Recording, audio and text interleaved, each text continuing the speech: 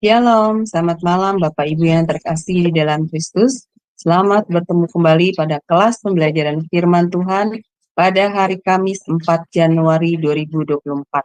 Yang malam ini materi kita adalah tentang materi konseling ya Bapak Ibu. Dan yang menjadi tema malam ini adalah kleptomania. Ini adalah tema yang sangat menarik ya Bapak Ibu untuk kita ketahui dan pelajari. Dan seperti biasa, narasumber kita kali ini adalah Pak Pendeta Didi Kurniawan MTH. Baik, sebelum kita memulai kelas pembelajaran kita, maka kita akan berdoa terlebih dahulu. Dan saya meminta kesediaan dari Ibu Heni untuk memimpin doa pembukaan. Dipersilakan Ibu Heni.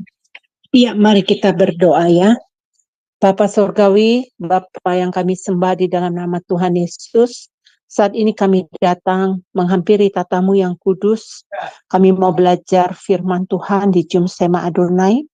Kami percaya Engkau melihat kami, baik yang ada di Zoom maupun yang ada di live streaming, atau yang nanti yang menonton acara ini ya Bapa.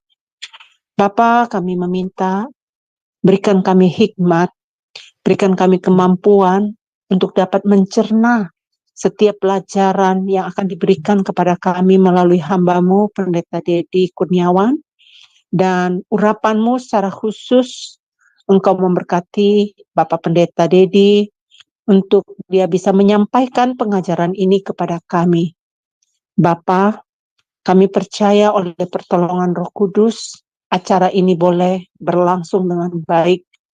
Baik Sis Aling yang sedang memimpin acara ini, operator yang bekerja di belakang layar, Engkau juga yang menyertai ya Bapa. Bapa, kami serahkan semuanya hanya di dalam nama Tuhan Yesus Kristus. Haleluya. Amin. Amin. Baik, terima kasih Ibu Heni untuk doa pembukaannya. Baik Bapak Ibu sekalian, sebelum kita masuk pada kelas pembelajaran kita, maka kita akan melihat terlebih dahulu profil dari narasumber kita.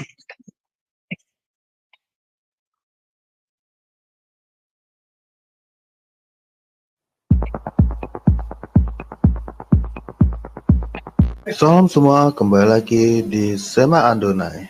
Dan kali ini kita akan memperkenalkan pembicara kita, yakni Pendeta Didi Kurniawan. Dan berikut adalah profil singkat dari beliau. Beliau sudah menikah dengan istri bernama Junita S. Sos dan memiliki 2 orang anak, yaitu Christopher Hosea Eugene, 25 tahun, dan Aiko Rodita Eugenia, 18 tahun. Pendidikan: S1 Fakultas Ekonomi Manajemen UKRIDA pada tahun 1996, S2 Magister of Art STT Battle Luwe pada tahun 2013, S2 Magister Teologi STT Battle Luwe pada tahun 2015, S2 Magister Pendidikan pada tahun 2017 di Institut Kristen Borneo Balikpapan, S3 Teologia pada tahun 2018, Institut Kristen Borneo Balikpapan, Bethel Biblical Counseling Academy pada tahun 2022. Pelayanan: Ketua Cahaya Kasih Ministry Wakil Gembala GBI Persatuan BSD pada tahun 2020. Mentor Gembala-Gembala Cabang pada tahun 2021 hingga sekarang. Gembala Jemaat GBI Ekousia Agape Karawaci Benton Junction UPH Karawaci. Pekerjaan: beliau bekerja sebagai dosen tetap di Institut Kristen Borneo Balikpapan.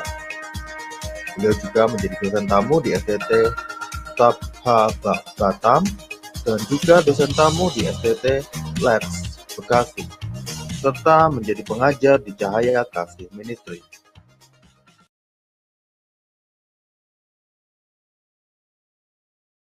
Iya, baik Bapak Ibu, tadi adalah sekilas profil dari narasumber kami, yaitu Pak Pendeta Didi Kurniawan.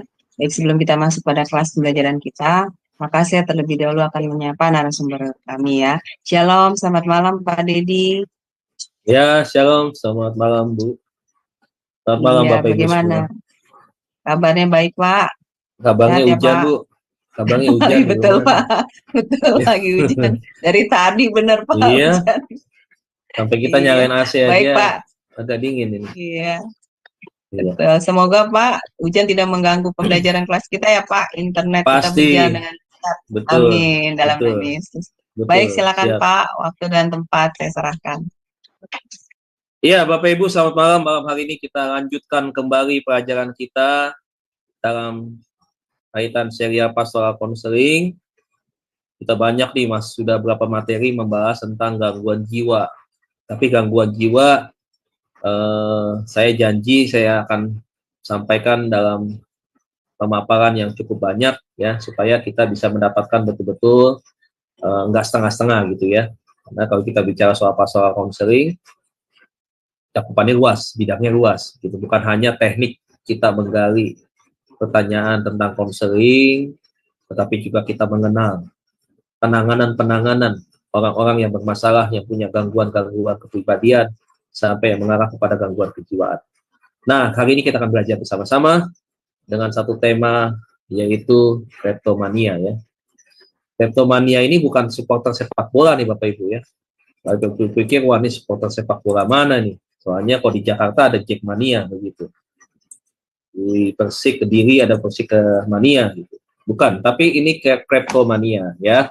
Nah, kleptomania itu makanan apa, dari bahasa apa, dan apa sih itu kleptomania? Saya yakin Bapak Ibu sih sudah pada tahu sebenarnya.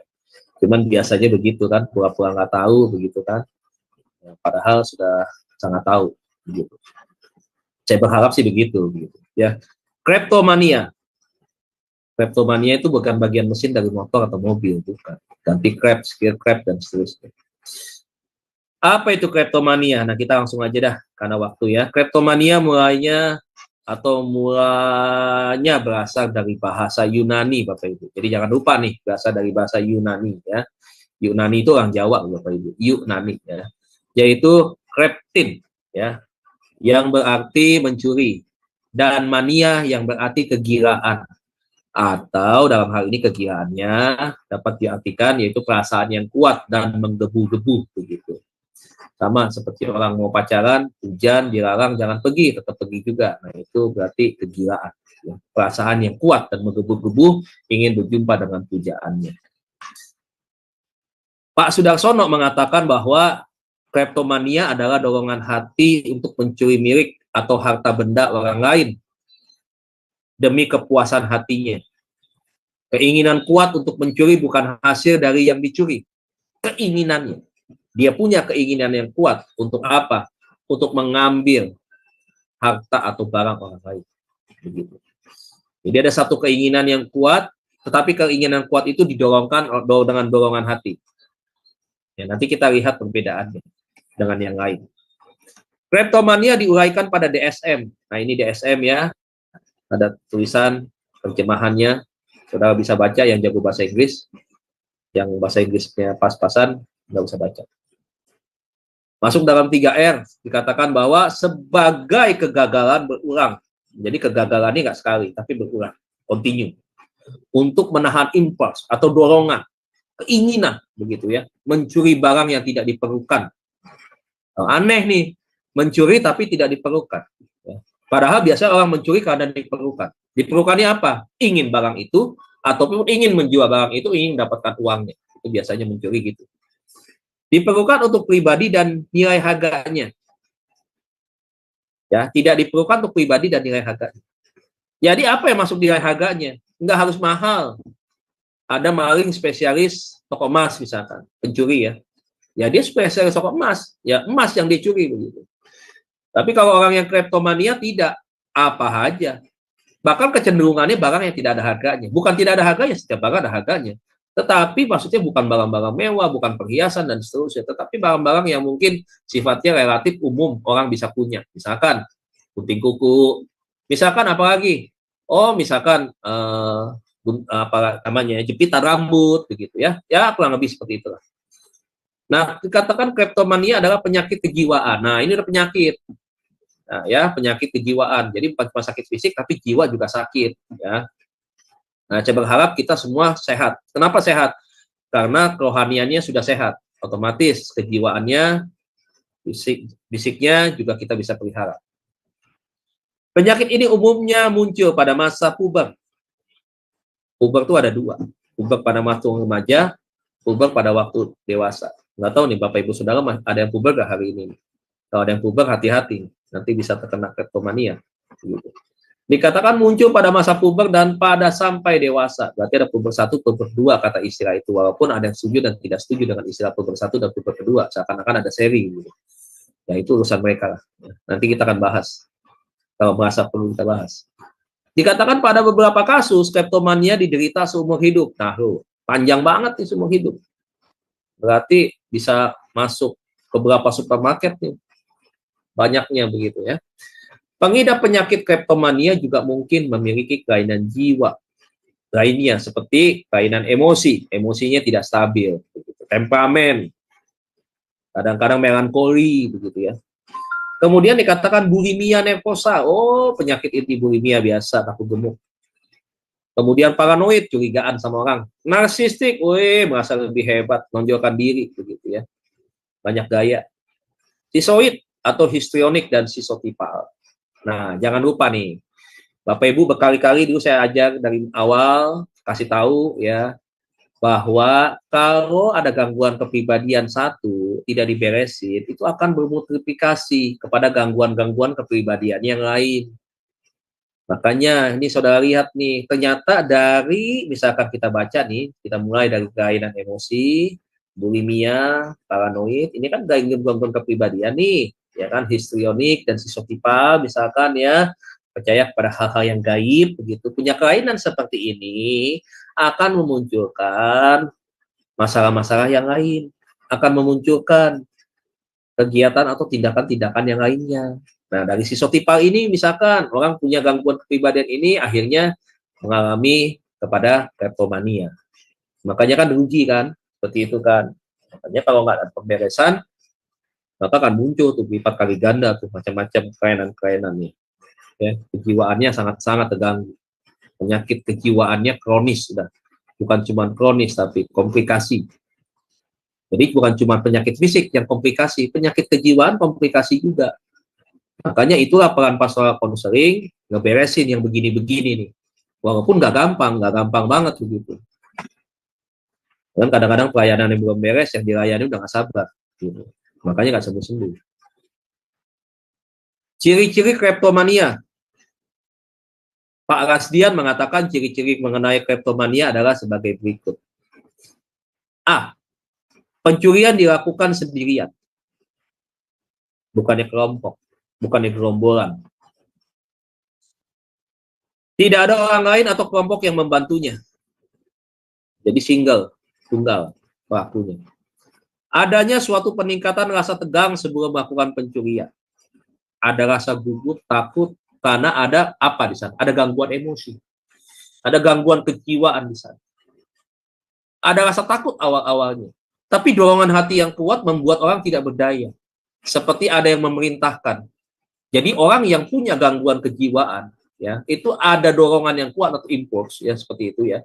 Kemudian dorongan itu menyuruh dia melakukan itu, tetapi dia tidak mampu untuk dia bisa menahan. Maka terjadilah tindakan. Nah, tindakan inilah akhirnya yang kita sebut dengan tindakan mengutil. Ya, ada istilah kan ngutil ya, ngutil terus apa lagi? Nilep ya, kalau dalam istilah bahasa sehari-hari. Nah, kalau nyuli, nyolong gitu ya, beda tuh ya. Nah, sehingga terjadilah tindakan mengutil, tindakan menilep begitu. Nah, tindakannya ternyata negatif, tapi dia mau melawan nggak bisa. Kenapa? Karena dorongannya begitu kuat sekali mempengaruhi jiwa dia. Dan ketika dia melakukan itu, lega. Seakan-akan lepas dorongan itu. Seakan-akan tidak ada apa-apa. Yang C, rasa puas setelah melakukan tindakan pencurian. Oh, tenang. Oh, kalau udah mencuri, udah mengambil, udah enak. Sama ya. Di dalam kleptomania maupun di dalam kasus pencurian yang memang profesi pencuri begitu ya. Barang yang diambil tetap saja pelakunya disebut pencuri dan pencurian kasusnya begitu. Yang D dikatakan penderita kleptomania tampak cemas, murung dan merasa bersalah pada saat melakukan pencurian. Nah, ya, tapi efek ini muncul akibatnya setelah tindakan. Ya, sebelum tindakan itu ada rasa ketakutan, memang ada kecemasan. Tetapi lebih lagi adalah ketika setelah melakukan, baru kelihatan ya, sangat ketakutan, gugup, gemetar-gemetar begitu. Dan merasa bersalah pada saat melakukan pencurian. Namun hal tersebut tidak mencegah pengidap kleptomania untuk mengulangi perbuatan. Maksudnya apa? Udah kayak begitu, setiap kali kepergok, ketangkep, nggak ada kapoknya. Begitu. Diulangi lagi begitu. Bahkan mungkin bisa saja dalam satu hari, mungkin bisa 2 kali, 3 kali, begitu bisa saja. Begitu. Karena kan namanya dorongan impuls itu kan nggak bisa ditentukan kayak orang bayar listrik, begitu. Sebulan sekali baru bayar, kan nggak begitu. Ya, tapi kan ini kan bisa muncul kapan aja, begitu. Ya namanya masalah kejiwaan kan, begitu. Nah, jadi bisa berulang kali dalam satu hari, bisa saja, bisa 1 kali, atau mungkin 1 hari juga tidak melakukan, begitu. Tapi hari keesokannya bisa. Jadi memang namanya spontanitas ya.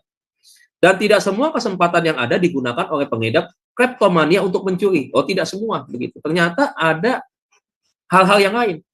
Kok tidak mencuri? Kalau mencuri kan dia bawa pulang, keluar nih, dibawa, dicolong, dia nggak bayar. Tapi ada juga dia ambil, dikantongin, terus dia kembalikan lagi gitu. Hanya ingin dia pegang begitu. Ada begitu. Jadi tidak harus sampai misalkan kalau di supermarket lewatin meja kasir, ya begitu ya. Kemudian dibawa pulang ke sana. Ya udah gitu. Tapi ini belum sampai meja kasir, belum keluar, misalkan masih di dalam area begitu. Nah, dia bisa kembali. Jadi ini ciri-ciri kleptomania. Nah, ada ciri yang lain Bapak Ibu ya. Ini ada 2 ya. Yang pertama kita bisa melihat bahwa ciri kleptomania itu memang umumnya sama dengan orang yang punya gangguan kepribadian yang lain ya. Yang pertama adalah menutup pergaulan. Jadi orang ini memang jarang punya teman ya. Dikatakan bahwa beberapa bukti penelitian menunjukkan bahwa kleptomania berkaitan dengan masalah kimia dalam otak yang disebut dengan serotin. Ya. Serotin yang berfungsi membantu mengusir suasana hati dan emosi seseorang dengan cara menjauhkan diri dari pergaulan. Nyaman, enak, tenang kalau dia nggak punya teman. Akhirnya lebih sering menyendiri. Manusia yang cenderung hidup menyepi ini bukan karena perayaan nyepi. Menyepi itu maksud menyendiri dan menjauh dari lingkungan sekitar atau tertutup. Pengidap penyakit kleptomania memilih hidup ini semata-mata tidak ingin bersama orang lain dan memilih hidup sendiri karena mementingkan karir. Lihat saudara. Jadi orang kleptomania itu bukan orang yang pengangguran. Ya, jangan kita artikan orang yang tidak punya kegiatan sehingga akhirnya iseng begitu. Bukan. Orang yang kleptomania ini orang hebat. Nah, jangan pikir ini orang-orang yang itu tadi, yang habis di PHK dari perusahaan misalkan begitu, jadi bengang-bengong sendiri, kemudian akhirnya punya kebiasaan ngutil begitu. Bukan kayak gitu. Jadi orang yang punya karir, ya, orang yang hebat, orang yang punya profesi tertentu, memilih apa yang diinginkan sesuai dengan kata hati dan pikiran. Kondisi kejiwaan yang tidak sehat dan bahagia, sikap penutup diri antar individu merasakan masyarakat yang sakit karena kehilangan semangat kebersamaan di masa kecil yang akhirnya memilih menyendiri dan tidak mau terbuka kepada orang lain. Saudara lihat lagi. Ini berbicara tentang apa? Masa yang sudah lewat, masa yang sudah lalu. Berarti berbicara tentang masa kecil adalah masa-masa yang sangat menentukan, masa-masa yang akan membentuk anak-anak kita kelak. Apakah anak-anak yang benar dalam pengertian anak-anak yang sesuai dengan harapan kita, sehat jasmani, rohani, ya sehat, ya seperti itu, atau justru sakit. Ya, sakitnya yang sakit apa? Sakit jiwanya, kepribadiannya nggak benar begitu. Kenapa? Ada faktor dan penyebabnya. Makanya selalu saya bilang berdamailah dengan masa lalu. Kalau kita mau hidup kita dipulihkan, kita nggak mau jadi orang yang terikat dengan kuasa-kuasa iblis, ya kan? Iblis kan mengikat PK yang seperti ini kan. Makanya kita harus berdamai dulu dengan masa lalu. Baru setelah kita berdamai dengan masa lalu, kita bisa berdamai dengan Tuhan. Ya, jadi itu. Yang kedua, jadi ingat ya, ciri umumnya, pada umumnya menutup pergaulan. Berarti orang kleptomania itu lebih banyak menyendiri. Ya. Yang kedua, umumnya perempuan. Nah, saya bukan berarti ini menghakimi nih Bapak Ibu semua atau Ibu-Ibu semua yang di sini nih. Ya, bukan nih mentang-mentang perempuan semua, seakan-akan saya nyinggung. Waduh, gue bikin aja nih penjelasan tentang kleptomania, dia menghakimi Ibu-Ibu semua. Enggak gitu ya. Tapi berdasarkan penelitian ya. Kata siapa tuh? Kata Akhir dan Eli Dardin. Ya, penelitiannya pada tahun 78. Dikatakan demikian karena kasus kaum Hawa yang menjadi pencuri ulung. Waduh, pencuri ulung itu udah profesional. udah seringkali berbuat. Jadi canggih dia, hebat dia begitu ya, punya trik-trik tertentu. Jadi setiap kali ngutil aman dia. Setiap ngutil ada cara-cara strategi-strategi tertentu, bisa mengalihkan perhatian. Entah dulu mungkin belum ada CCTV, tapi kalau sekarang sehebat apapun ada CCTV. Bisa ketahuan, tapi dia bisa nyolong juga tanpa kelihatan CCTV. Ya namanya pencuri ulung ya. Dia sudah lihat situasi kan, sudah pelajari. Dulu kian marak pada waktu itu. Nah, kleptomania atau gangguan kejiwaan mendorong seseorang untuk nekat, ngutil, atau mencuri justru lebih banyak perempuan. Nah, sebuah penelitian di Stanford University, California, ya, ini California ini nggak jauh dari Bekasi, Kalimalang, Bapak Ibu ya, universitasnya, mengungkapkan sekitar 62,5% penderita kleptomania adalah perempuan, titik tuh. Sementara 37,5% sisanya laki-laki. Oh, ada juga ternyata laki-laki. Bukan cuma perempuan doang, berarti aman nih. Ya, berarti aman. Jadi ada laki-laki dan perempuan. Tapi perempuan lebih besar. Begitu. Jadi perempuan-perempuan yang puber mesti hati-hati. Ya, takutnya entar kebablasan jadi kleptomania. Tadi kan dibilang tuh, rata-rata kan karena pada waktu-waktu masalah puber itu. Kleptomania merupakan satu di antara beberapa gangguan pengendalian impuls, ya, impuls ini salah nih. Prevalensi kleptomania adalah tidak diketahui, ya. Diperkirakan angka kleptomania terentang dari 3,8 sampai 24% dari mereka yang ditangkap karena mencuri di toko. Namun kleptomania tampaknya lebih sering ditemukan di antara wanita dibandingkan laki-laki. Hal ini menandakan bahwa prevalensi kleptomania atau soal ini cukup tinggi. Keinginan perempuan kan lebih banyak sebenarnya. Perempuan kalau lihat kutek misalkan, oh cuman bentuk kutek biasa begitu tanpa misalkan ada aksesoris atau tambahan-tambahan hiasan-hiasan tertentu misalkan. Itu kan bisa beraneka ragam banyak. Itu menimbulkan daya tarik begitu, menimbulkan keinginan begitu. Nah, itu kan bisa ada rangsangan untuk bertindak, untuk melakukan begitu. Kemudian kita lihat berikutnya ada gejala penderita kleptomania. Nah, menurut Kartini Kartono, namanya bagus, udah Kartini Kartono. Gejala-gejala yang dialami pada seorang penderita kleptomania, ini Kartini Kartono, satu lagi harus tambahin lagi Kartina. Dikatakan bahwa kleptomania yaitu A. Kesabaran seseorang penderita kleptomania kabur dan idenya tidak menentu. Jadi berkaitan dengan apa nih? Kognitif, cara dia berpikir. Ya, dia hampir tidak ada ide orang yang kayak begini. Tapi kok bisa kerja, Pak? Ya kalau kerja kan ketahuan rutinitas yang dikerjakan itu aja. Tapi kalau ditanya soal ide, buntu dia. Gitu. Yang B, emosi seorang penderita kleptomania pendek-pendek dan meledak-ledak. Wah, emosinya nih. Emosinya nggak stabil, nggak normal. Penderita kleptomania menjadi lebih aktif, sangat ribut dan lari ke sana kemari, ya. Pecicilan nih, kalau orang bilang nih, petikiran apa pecicilan gitu ya. Pokoknya kayak orang caper cari perhatian begitu. Tetapi memang kelakuannya memang seperti itu. Jadi kleptomania tidak hanya berbicara tentang tindakan dia mencuri, tetapi juga tindakan-tindakan gejala-gejalanya kita bisa lihat ada gejala-gejala yang lain begitu. Pada stadium berat atau tingkatan yang paling berat, seorang penderita kleptomania bisa melakukan serangan-serangan. Nah, dia bisa reaktif atau apa gitu ya, dominan begitu. Dia bisa melakukan satu tindakan represif gitu, agresif, menyerang begitu, dan usaha-usaha untuk melakukan tindakan bunuh diri dan menyakiti dirinya dia sendiri. Jadi ini kalau udah stadium berat, efeknya finalnya adalah dia mati bunuh diri. Jadi makanya ini penting kita pelajari. Karena kita kan tujuannya, dalam pelajaran kita sebagai seorang hamba Tuhan, kita kan mencegah orang supaya yang hidup saja terima Tuhan, bukan berarti kita membiarkan orang yang tidak percaya Tuhan mati karena bunuh diri kita diemin. Enggak gitu. Yang ini juga sama, harus kita cegah. Yang penderita kleptomania selalu dikejar-kejar oleh ilusi serta halusinasi. Bayangan-bayangan tentu, hayalan-hayalan tentu, yang membuat dia tuh merasa, menikmati ilusi dan halusinasinya itu. Ya bisa berbeda-beda halusinasinya. Bisa membayangkan sesuatu yang indah begitu, sesuatu yang menghayal, yang membuat dia merasa nyaman, dia merasa tenang begitu ya. Yang F, penderita kleptomania sangat tidak sabar dan tidak toleran ya. Jadi susah untuk bergaul nih ya, nggak punya gaya toleran yang tinggi untuk bantu teman, bantu apa agak susah. Ciri F ini mirip sekali dengan orang yang itu ya, psikopat, ya mirip dengan yang psikopat. Yang G, penderita kleptomania mempunyai disorientasi total terhadap ruang, tempat, dan waktu. Ya, merasa apa? Merasa kadang-kadang dengan situasi keadaan, tempat atau apa itu sangat mengganggu dan tidak nyaman, dan merasa ya tidak enak lah gitu ya. Yang berikutnya tidak dapat menolak dorongan untuk mencuri, tidak bisa ngerem.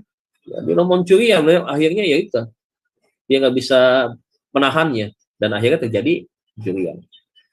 Merasa cemas saat mencuri. Mencurinya karena spontanitas. Barang yang dicuri bukan untuk digunakan. Untuk apa? Ya untuk itu aja, senang-senang dilihat gitu, nggak dipakai, dikumpulin begitu. Yang L, mencuri bukan karena balas dendam. Jadi bukan karena merugikan orang lain, bukan. Yang M, mencuri di tempat umum. Nah itu tadi adalah ciri-ciri gejalanya penderita kleptomania. Sekarang kita melihat Bapak Ibu penyebab kleptomania itu apa? Berdasarkan sudut pandang psikologi, ini kata orang psikologi. Nah, berikut beberapa penyebab kleptomania. Yang pertama disebut dengan psikoanalisis. Analisa tentang kepribadian atau kejiwaan. Pengidap cenderung mengambil barang sebagai hasil atau sebagai cara untuk mengobati rasa kehilangan atau terabaikan sebelumnya. Jadi adalah bagian motivasi, alternatif, atau tindakan karena itu tadi. Sebagai satu bagian ya pengganti lah, alternatif begitu ya, karena rasa kehilangan gitu, atau karena merasa diacuhkan atau merasa terabaikan, ya, tidak dianggap atau tidak dilihat atau tidak diperhatikan. Jadi cenderung mengambil barang itu karena alasan itu. Kemudian yang kedua, kognitif berperilaku atau kognitif perilaku. Apa sih itu? Jadi dikatakan bahwa penderita kleptomania mengambil barang karena pengalaman saat mencuri pertama kali tidak menyebabkan dirinya mendapat konsekuensi negatif, misalkan ketangkap, kemudian dibawa ke ruangan, diinterogasi, kemudian dipanggilkan polisi, kemudian ditanya mau damai atau mau dipenjara begitu, mau beli atau penjara, apa macam-macam lah begitu ya. Nah karena tidak seperti itu, tidak tertangkap, lolos begitu aja, aman. Nah makanya ini dikatakan pada akhirnya tindakan ini menjadi kebiasaan. Oh ternyata salah satu penyebab kleptomania itu karena kebiasaan juga. Nah makanya nih Bapak Ibu Saudara, seringkali namanya anak-anak kan nggak ngerti. Kalau kita orang tua ngerti, kalau orang tua yang nggak ngerti itu baru hebat. Tapi kalau orang tua kan ngerti, lebih tahu lah daripada anak-anak.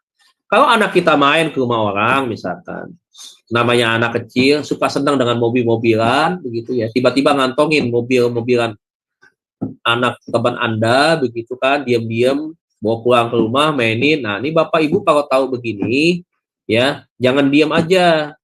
Jangan dibiarin ini anak. Kenapa? Nanti akan ujung-ujungnya kebiasaan kalau main ke rumah orang, ngegatak barang orang, dan akhirnya kalau dia pengen, dia nggak punya, dia ngambil. Begitu. Nah, kenapa? Nah, jadi kalau misalkan kita punya anak, kita main ke rumah orang, kasih tahu ultimatum dulu tuh di rumah. Kalau diajak main, punya mainan apa-apa, jangan ya punya orang itu diambil, dibawa pulang.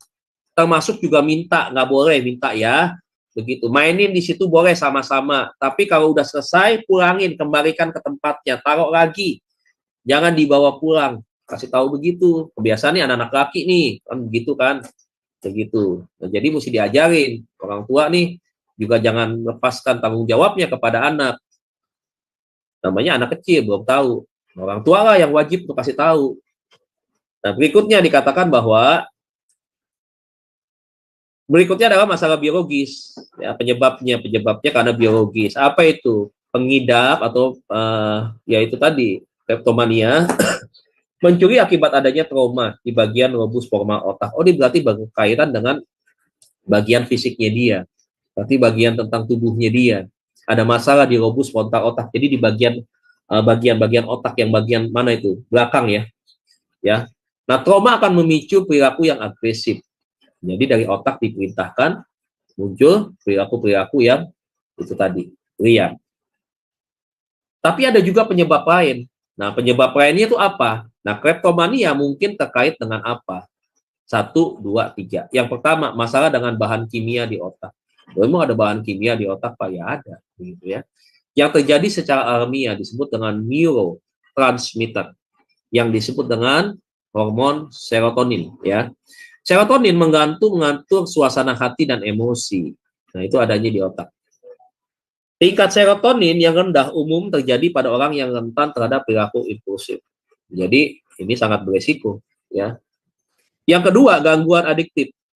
Mencuri dapat menyebabkan pelepasan dopamin, ya, neurotransmitter.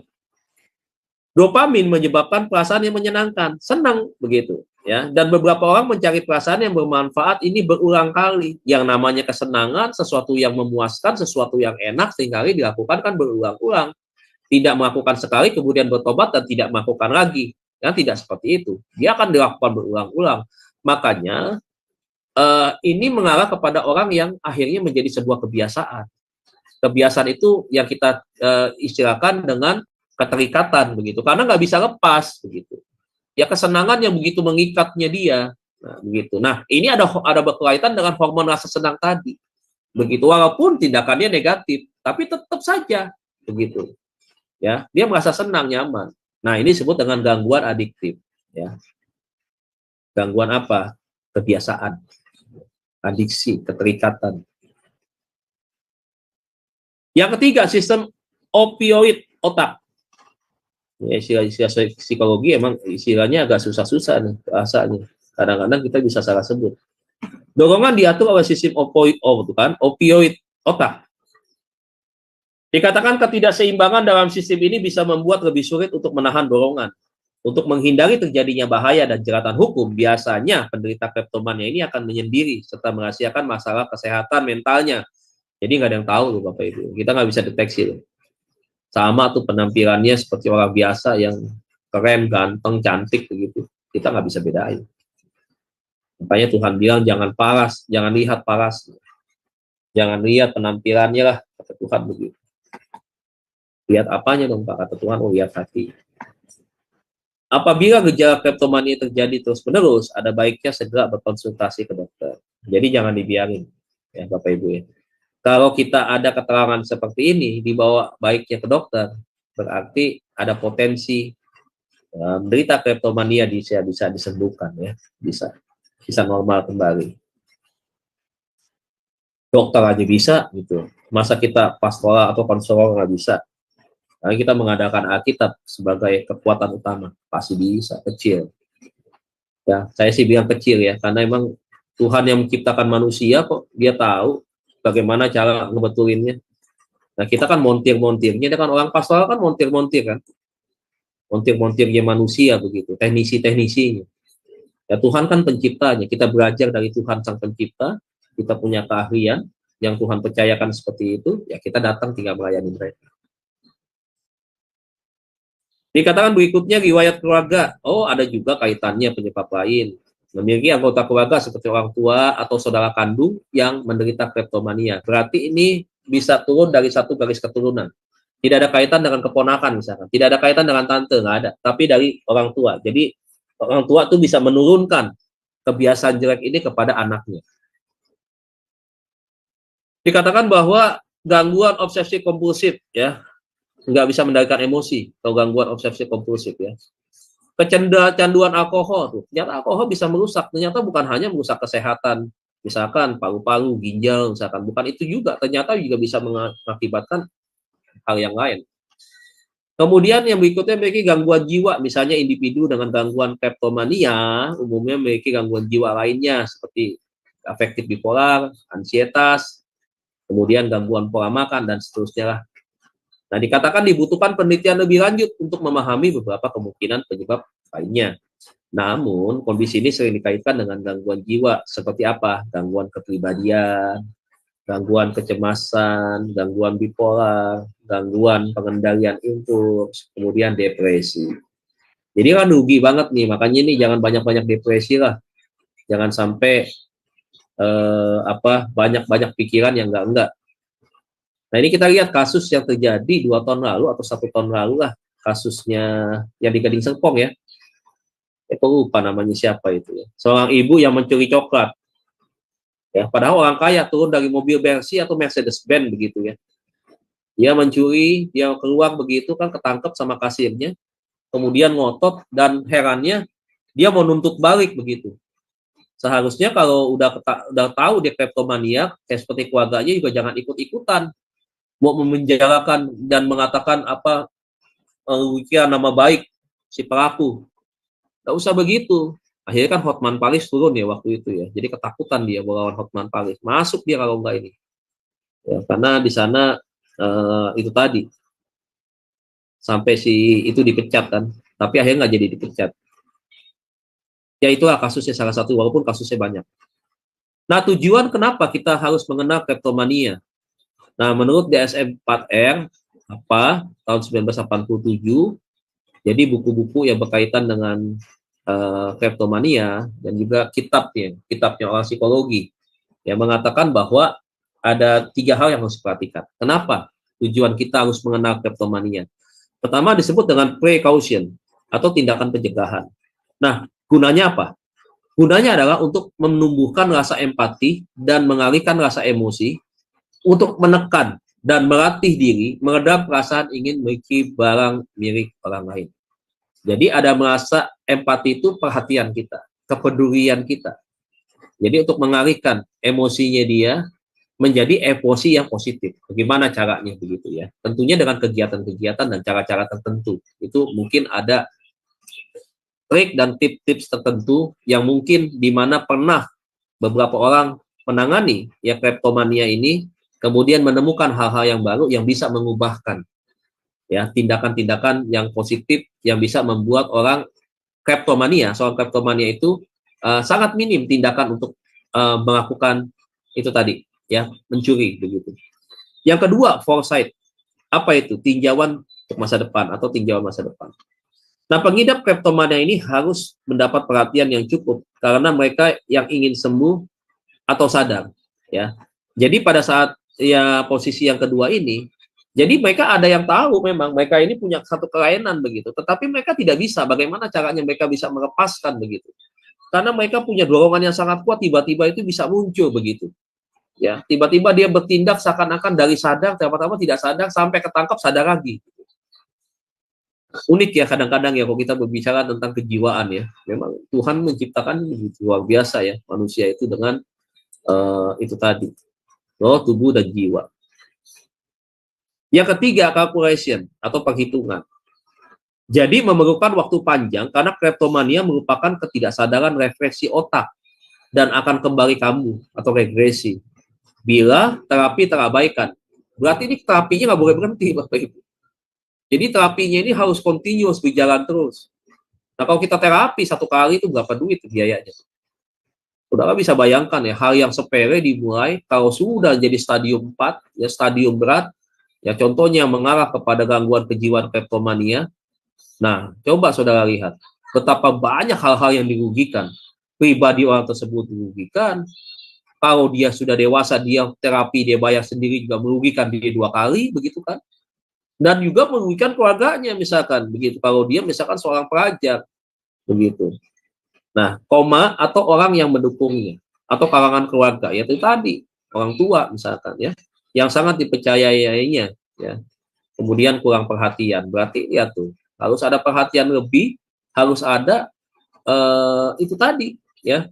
Maksudnya penanganan-penanganan yang continue begitu. Jadi ada kalkulasi-kalkulasi, perhitungan-perhitungan yang perlu dilakukan dengan cermat, ya. Jadi dikatakan memerlukan waktu yang panjang. Ya. Kita mendengar kata waktu panjang aja, rasanya kita udah deg-degan begitu ya. Waduh, waktu panjang. Muncul pertanyaan berapa lama ya, sampai kapan ya, dan seterusnya seperti itu ya. Jadi ya inilah kasihan kondisi. Dan ini adalah cara pengobatannya, Bapak Ibu ya. Pengobatannya.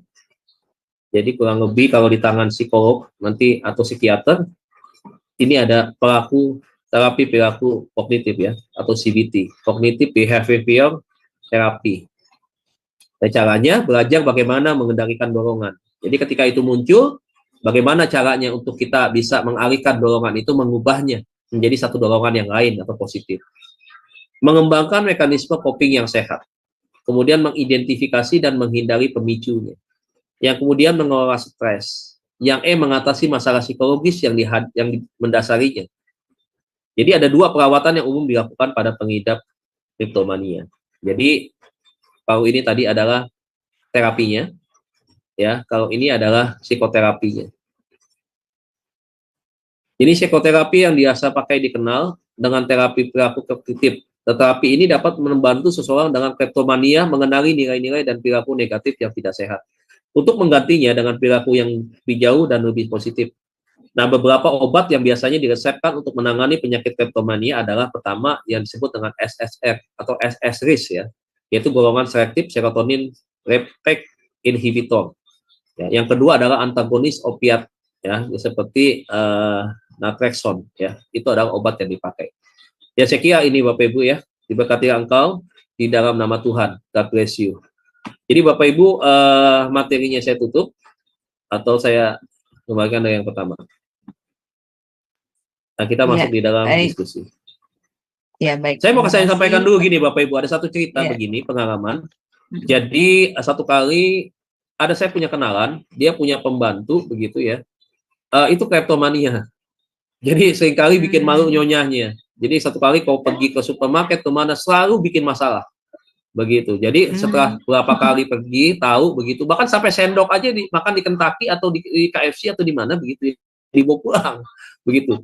Jadi, nah itu tadi. Ya, jadi memalukan begitu ya. Sampai ketika sudah tahu berapa kali, ya udah akhirnya tidak dibawa ini anak ya, ini pembantu.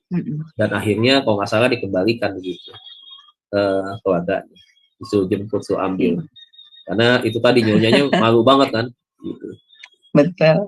Betul Pak Dedi. Ya, baik, terima kasih Pak Dedi untuk pemaparan materinya mengenai kleptomania ya. Malam ini luar biasa ya Pak. Jadi menambah pengetahuan kita lebih lagi ya tentang kelainan jiwa yang satu ini. Baik Bapak Ibu, sebelum kita masuk pada sesi tanya jawab dan diskusi, maka saya akan terlebih dahulu membacakan acara-acara Sema Adonai seminggu ke depan ya. Baik. Ya, dimulai besok hari Jumat 5 Januari 2024 di jam 21.00 waktu Indonesia Barat di Sema Adonai akan ada kembali kelas pembelajaran firman ya Bapak Ibu. Dan kali ini materinya adalah tentang pelajaran sejarah penebusan, sudah masuk buku seri keempat. Dan untuk tema kali ini, ya di sisi ketiga adalah penilaian terhadap raja-raja dalam periode kedua silsilah Yesus Kristus. Dan yang menjadi narasumbernya seperti biasa, Pak Pendeta Yudi Lengkong dan moderatornya adalah Ibu Heni. Selanjutnya di hari Sabtu 6 Januari 2024 di jam 21.00 waktu Indonesia Barat, di Sema Adonai juga akan kembali ada kelas pembelajaran firman ya Bapak Ibu. Kali ini temanya adalah kutuk. Apakah masih ada?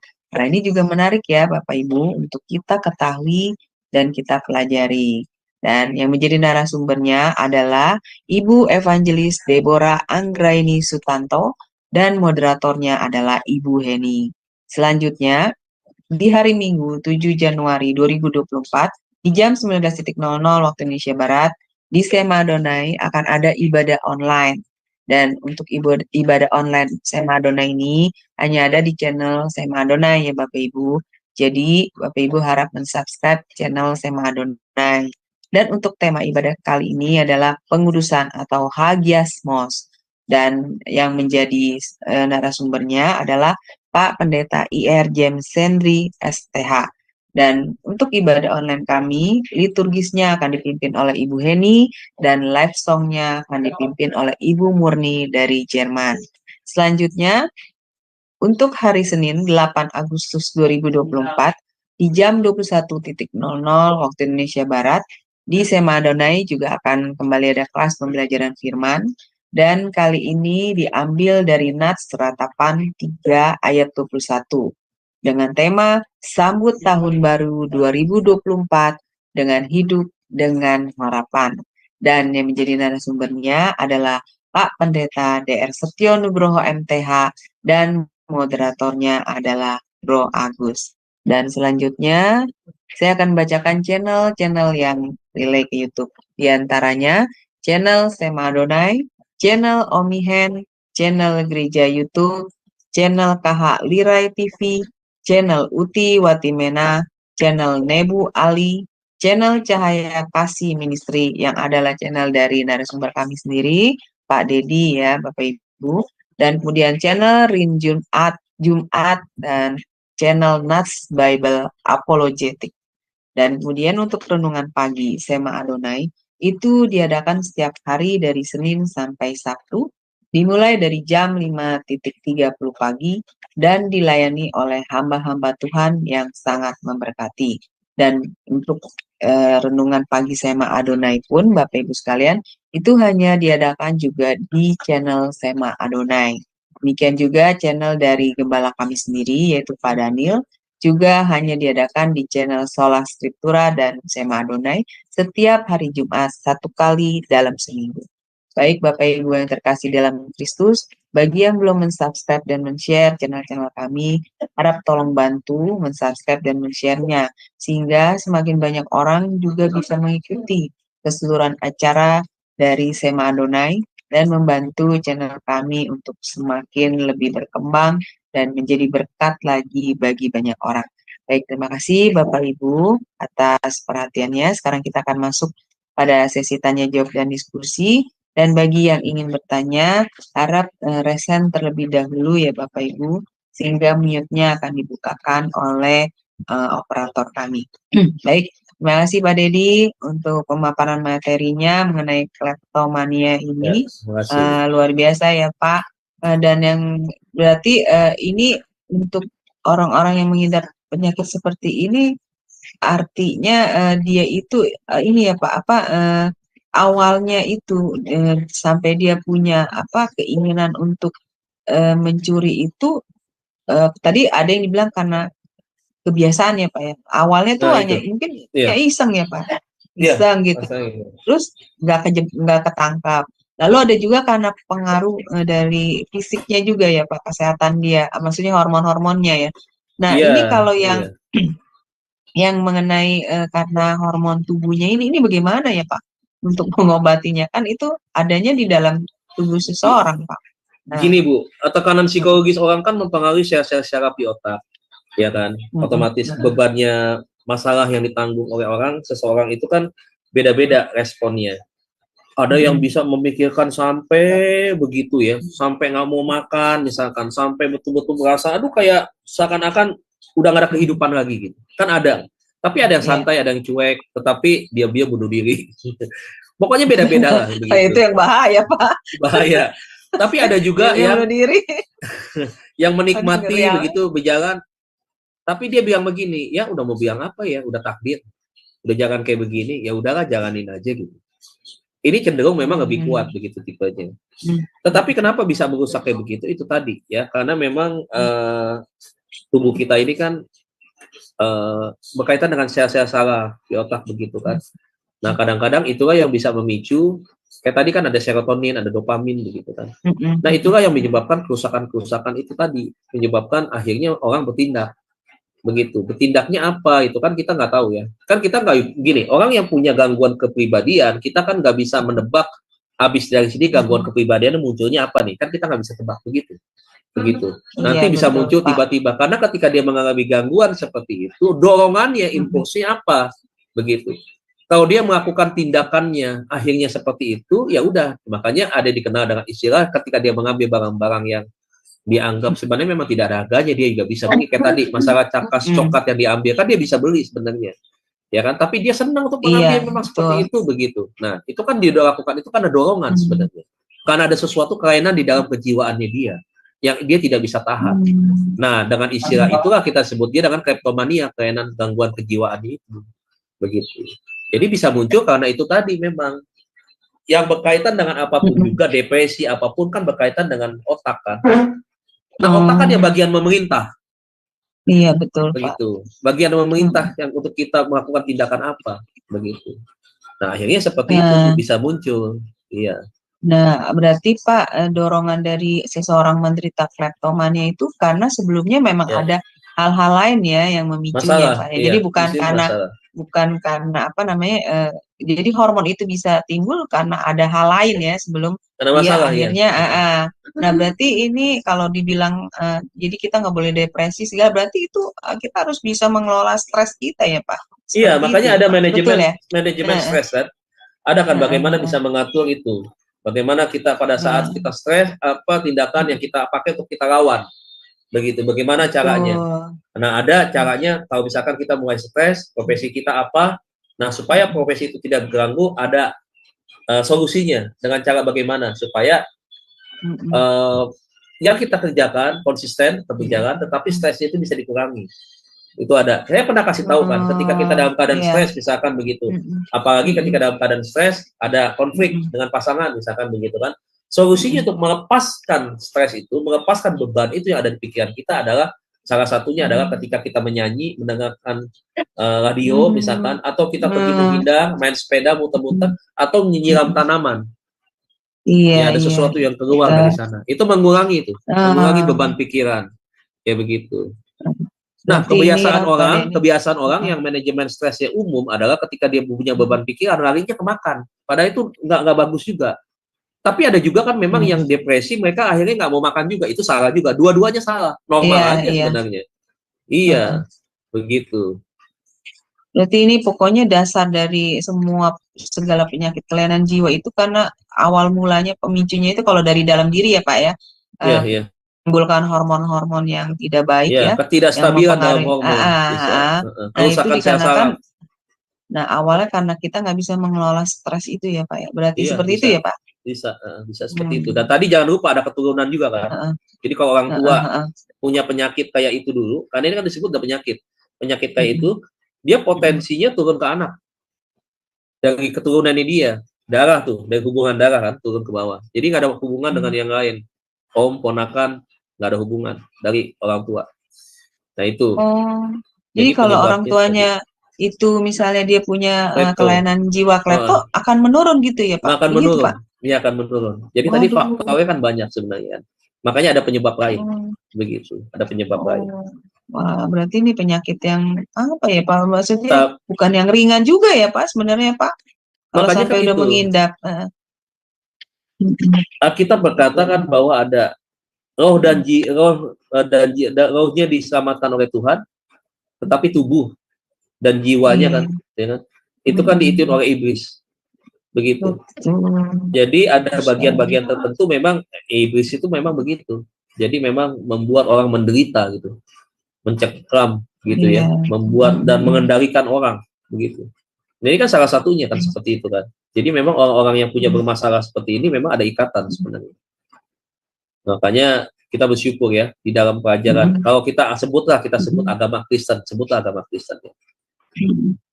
Kan cuma hanya agama Kristen yang mengajarkan tentang ini, begitu lengkap kan. Betul, iya Pak. Sampai dikaitkan dengan psikologi itu seperti itu. Sebenarnya bukan dikaitkan dengan psikologi yang justru belajar dari kita tentang kejiwaan. Banyak kita Mazmur berkata dengan bangkit, bangunlah hai jiwaku dan segalanya itu. Kan seperti itu kan. Banyak berkaitan dengan jiwa. Gitu. Iya, betul. Nah, ini ada Ibu Tina Galung yang akan mengajukan pertanyaan. Saya buka dulu ya. Ya, silakan Ibu. Ya, silakan Ibu Tina. Iya. Ya, salam Pak Dede Kurniawan. Ya, shalom Bu. Shalom Bu Aling, makasih waktunya Bu Aling. Ya, shalom. Sama-sama. Pak Dede saya mau tanya, tanya mengenai tentang penyakit ayan itu penyakit apa ya Pak? Dia ada saudara saya punya anak penyakitnya penyakit ayan gitu loh, yang sering kumat. Dari umur 6 tahun sampai sekarang sudah umur hampir 50 tahun. Apakah itu dibelenggu oleh iblis atau bagaimana ya Pak? Tapi ya, kalau mengenai tentang uang dia ngerti. Tentang uang itu dia ngerti. Iya, kalau minta uang itu ngerti, dia disimpan uangnya. Tapi nggak mau dikeluarin. Tetapi anak itu kadang-kadang ngecaprak nggak jelas gitu loh Pak. Seperti itu. Ya, Ibu, di Alkitab dikatakan bahwa ayan itu adalah roh jahat yang mengikat. Kan Yesus pernah mengusir. Iya betul. Seperti itu. Jadi memang apapun yang mengikat jiwa manusia, ya ikatan-ikatan itu datangnya pasti dari setan, dari iblis. Tapi sebenarnya kita juga mesti merenungkan bahwa semuanya itu bukan salah si orang tersebut. Bisa saja karena keturunan, karena kutukan, karena kutuk keturunan itu bisa terjadi. Sebenarnya kasihan yang tidak tahu apa-apa akhirnya bisa terikat seperti itu. Kan kalau iblis kan sifatnya begitu. Ketika dia mengikat satu orang, emang cuma satu doang, dia nggak lepas. Tidak. Keturunannya semua pasti akan dia sama, dia ngikat. Iya. Gitu. Karena dia mau menghancurkan bukan satu orang, dia sifatnya itu yaitu tadi Generasi berantai, penerus dia, generasi. ya. Generasi. Betul. Jadi itu bisa muncul seperti itu. Nah, ayan itu adalah bagian daripada roh. Nah, ibu nanti baca aja ya, ada di sana tuh.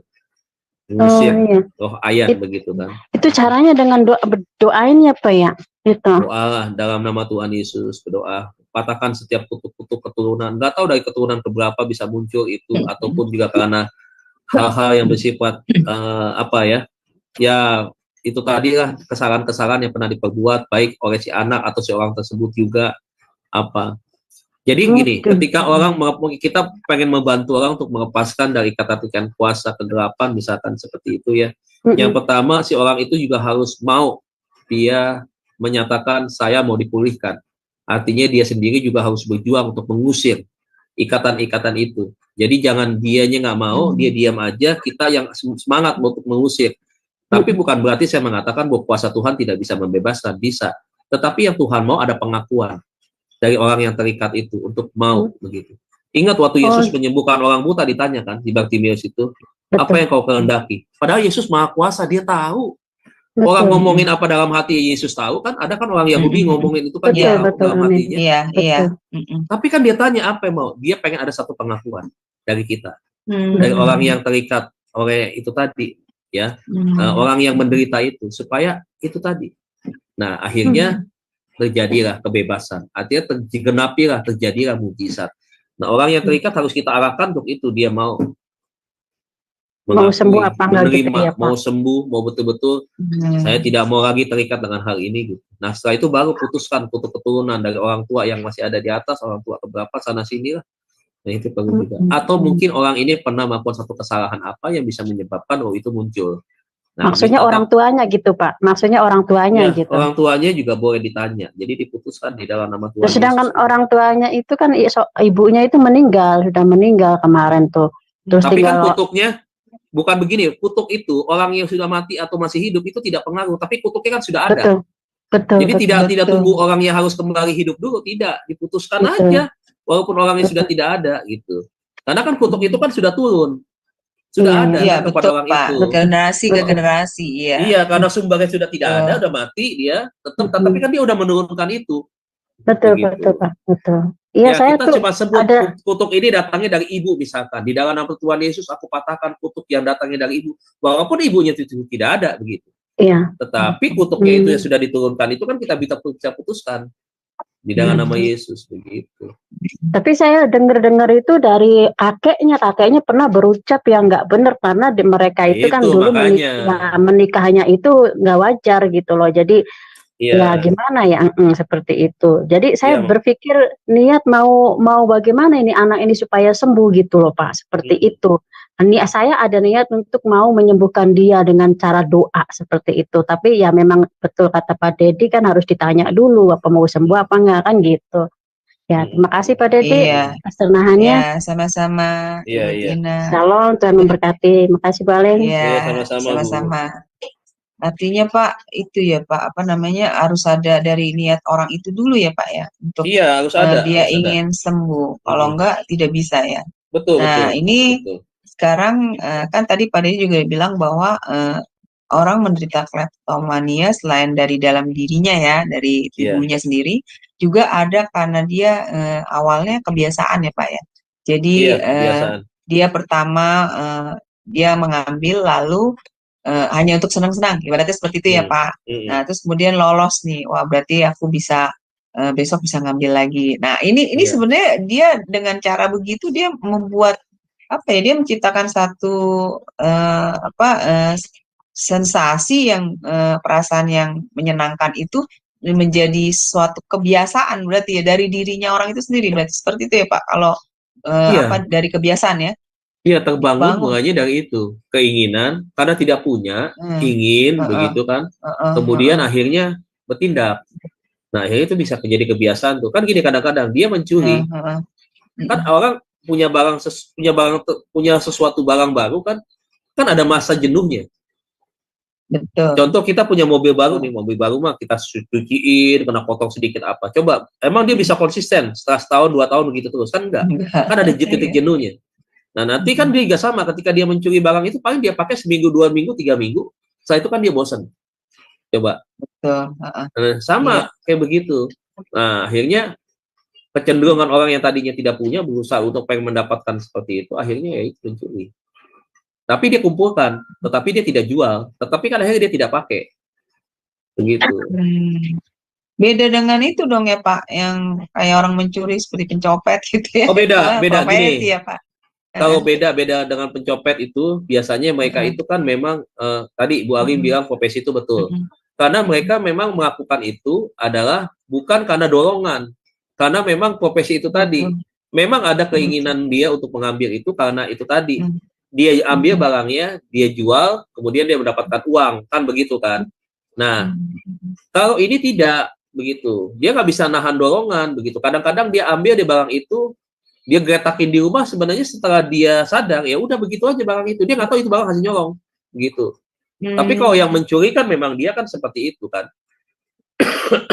Nah, bagaimana dengan tipe orang yang dia mencuri karena dia menginginkan barang itu, karena dia tidak bisa memiliki. Nah, itu bagaimana, Pak? Apakah sama dengan kleptomania ya? Seperti itu. Kalau kleptomania itu biasanya kalau dia nyolong, dia terbukti, dia tidak bisa dihukum. Nah, saya pernah punya anak rohani, pada waktu itu dia punya teman, seorang anak yang ditinggal oleh ibunya meninggal, ya, dia jadi tinggal sama papahnya, tapi papahnya sudah tua, begitu. Dia anak paling kecil sebenarnya, jadi punya cici dan koko. Tapi dia setiap hari jaga papahnya itu ya ini anak, dengan koko yang satu lagi, yang 2 tingkat di atas dia. Jadi ternyata dia punya gangguan kleptomania. Jadi satu kali ketika di daerah Bintaro ya, dia pergi ke salah satu mall, dia ngutil, kemudian ketangkep, digebukin ini anak begitu, digebukin, kasihan begitu, digebukin ini anak karena disangka mencuri kan. Jadi dibawa ke rumah sakit dan seterusnya ya. Setelah itu diselidiki, ternyata ini anak punya gangguan apa? Kejiwaan kleptomania. Nah terus akhirnya ketika udah digebukin kan nih, udah nih, besok-besokannya dia ketika udah berapa lama kemudian dia melakukan itu lagi, ketangkep lagi. Nah tapi ketangkep lagi, tapi orang udah tahu, oh dia pernah gitu melakukan lagi. Akhirnya ya entah bagaimana dibawa ke pos, kemudian dipanggil polisi dan seterusnya begitu ya. Dan akhirnya dilepasin, 2 perjanjian begitu. Keluarganya datang menjelaskan dia kleptomania. Akhirnya pada waktu itu kalau nggak salah, dia diarahkan untuk berobat ke seorang psikiater. Nah, psikiaternya memberikan catatan di dompetnya dia bahwa dia adalah seorang kleptomania. Nah, beberapa waktu kemudian dia lakukan lagi di supermarket yang sama. Jadi orang tangkap dia lagi, waktu tangkap lagi, ya hanya diperingatin aja, barangnya diambil lagi, diperingatin, kamu begini-begini, apa segala macam dikasih tahu, tapi tidak digebukin, karena sudah tahu kleptomania. Nah, begitu. Jadi ada surat keterangan yang dibuat pada waktu itu, kalau dia melakukan satu tindakan hukum, ya dia tidak bisa dihukum. Karena ini masalah faktor kejiwaan, bukan memang keniat, memang untuk mencuri. Begitu, dia tidak niat. Iya. Karena dorongan keterpaksaan tanpa dia sadar, di luar kesadarannya dia. Begitu kan, kalau orang yang nyolong memang sadar, dia intip dulu jam berapa, ya kan, dia bongkar, kemudian dia ambil barangnya, dia jual, besok dia kerjain lagi yang lain, kan begitu kan, rutinitas. Begitu kan, profesi tadi Ibu bilang. Kalau dia kan enggak. Iya, kalau yang satu lagi yang saya tanya Pak Dedi juga orang yang dia mengambil barang orang lain karena dia tidak punya, dia menginginkan, itu beda juga ya Pak dengan satu lagi nih, saudara ya. Pak? Saya punya teman ya, punya saudara ya, punya saudara. Kemudian ada teman sama-sama pergi pulang kantor jalan sama dia. Satu kali ketika belanja supermarket biasa belanja bulanan ya, waktu itu tiba-tiba temannya dia tuh tanpa sadar ya, ambil Rexona masukin aja ke tasnya. Ketahuan kan, kelihatan kan, begitu kan. Iya, jadi dia jalan keluar begitu aja. Ternyata ketangkep. Cuma 1 Rexona aja ketahuan. Waktu dia ambil, kamu ambil, dia nggak sadar loh. Dia nggak sadar dia ngambil begitu. Jadi liatin tuh, dia seperti pikirannya kosong, dia ambil itu barang, dia masukin ke dalam tas. Ketangkep, sangka nyolong. Cuma 1, nggak tahu dia, begitu. Akhirnya, wah macam-macam, orang nggak mau ngerti dong. Udah ada di barang bukti, barang buktinya sudah ada, sudah di dalam, begitu. Tapi orang juga bingung, nyolong cuma harga sekian, begitu. Dan orangnya keren, rapi, orang kantoran, begitu kan. Dan dia sendiri juga nggak sadar dia ngambil. Oh ini siapa punya, begitu. Ya akhirnya orang tahu, oh ini kripto, begitu. Ya udah, akhirnya dikembalikan. tapi dia tidak kembalikan, dia bayar, dia mampu beli. Iya. Begitu.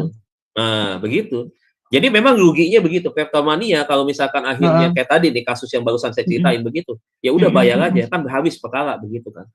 Iya. Begitu. Daripada dipulangin, berarti memang kita niat nolong, nggak punya duit. Begitu. Iya. Bayar aja. Betul. Saya punya teman, punya saudara ini malu dia. Malu kan, disangkanya kelompokan nyolong begitu kan. Iya, besok dia hati-hati. betul. Besok dia hati-hati. Oh, gila lu, dia bilang begitu lu. Dia bilang jadi sangkanya kita nganggap jadi gombolan maling begitu. Aduh, iya.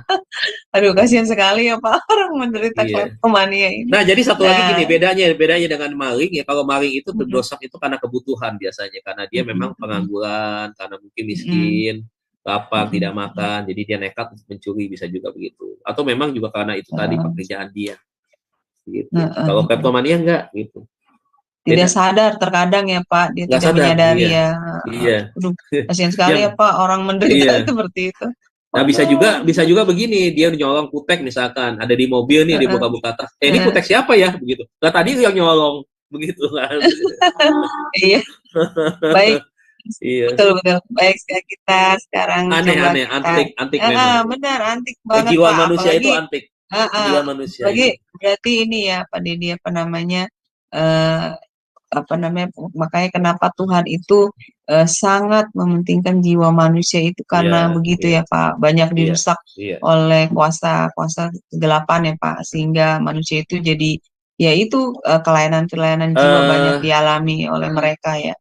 Saya keluar dulu sedikit konteks dari konteks teologis ya. Iya. Kan Bapak Ibu nih mungkin diajar, tahu nggak kalau yang masuk neraka itu apanya manusia? Yang masuk neraka yang disiksa. Jiwa.